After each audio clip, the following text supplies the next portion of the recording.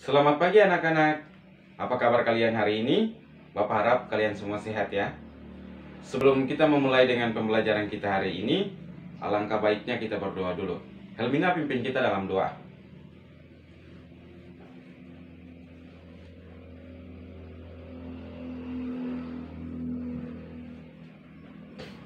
Baik, terima kasih Helmina. Hari ini siapa yang tidak masuk?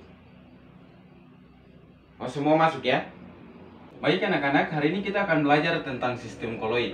Nah, tujuan pembelajaran kita hari ini agar peserta didik dapat menjelaskan pengertian sistem koloid dan menyebutkan jenis-jenis sistem koloid.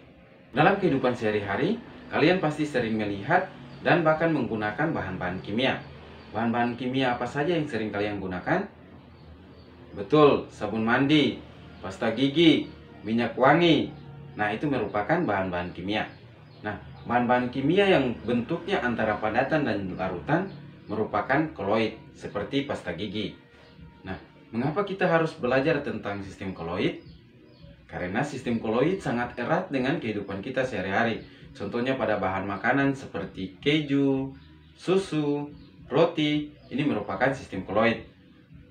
Cairan pada tubuh kita seperti darah juga merupakan sistem koloid. Di dalam sistem koloid terdapat dua fasa, yaitu fasa dispersi dan pendispersi, dan tiga komponen penyusun koloid.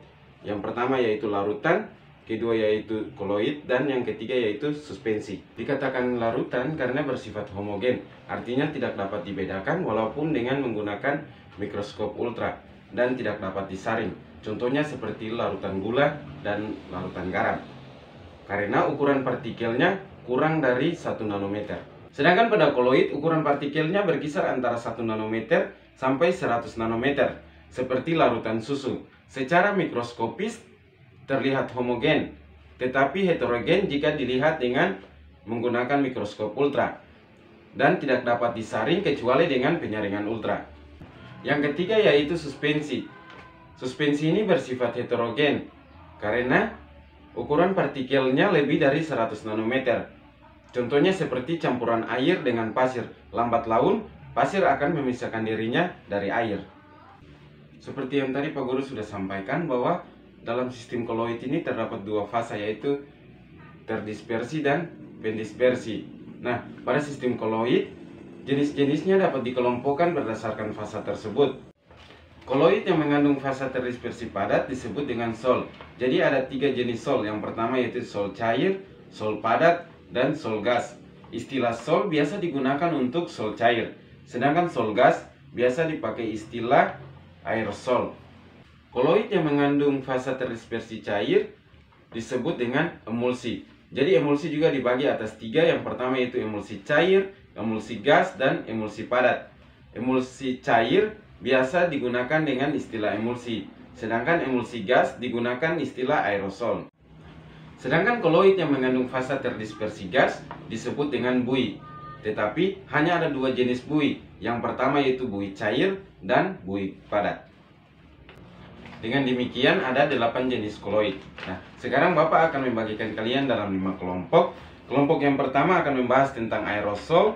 Kelompok yang kedua akan membahas tentang sol. Kelompok yang ketiga akan membahas tentang emulsi. Kelompok yang keempat akan membahas tentang buih. Dan kelompok yang kelima akan membahas tentang gel. Sekarang kalian duduk berdasarkan kelompok yang sudah Bapak bagi. Nah, tugas kalian adalah mencari informasi tentang aerosol, sol, emulsi, buih, dan gel. Setelah itu, perwakilan dari tiap-tiap kelompok maju ke depan untuk mempresentasikan hasil diskusi yang telah kalian dapat. Baik, kita berikan aplaus buat teman-teman kita yang telah mewakili kelompok kalian untuk mempresentasikan hasil diskusi kalian. Nah, hari ini kita telah belajar mengenai pengertian koloid, jenis-jenis koloid, dan contoh-contohnya. Nah, contoh dari koloid seperti apa? Betul, susu. Nah, ada berapa jenis koloid? Ada 8 ya, betul. Ada 8 jenis koloid. Jadi koloid yang mengandung fasa terdispersi cair disebut dengan emulsi, gas disebut dengan buih, dan padat disebut dengan sol. Nah, kalau sistem koloid yang partikelnya dari padat atau cair yang terdispersi dalam gas, itu disebut apa? Ya, betul, disebut aerosol. Tugas untuk pertemuan hari ini nanti Bapak kirimkan ke ketua kelas. Nanti ketua kelas bagikan ke teman-teman yang lainnya. Untuk pertemuan berikutnya kita akan belajar tentang sifat-sifat koloid.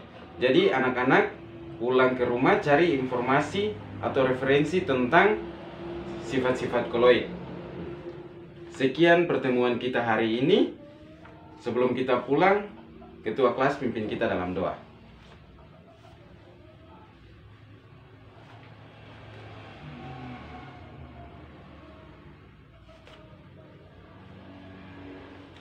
Terima kasih, selamat pagi.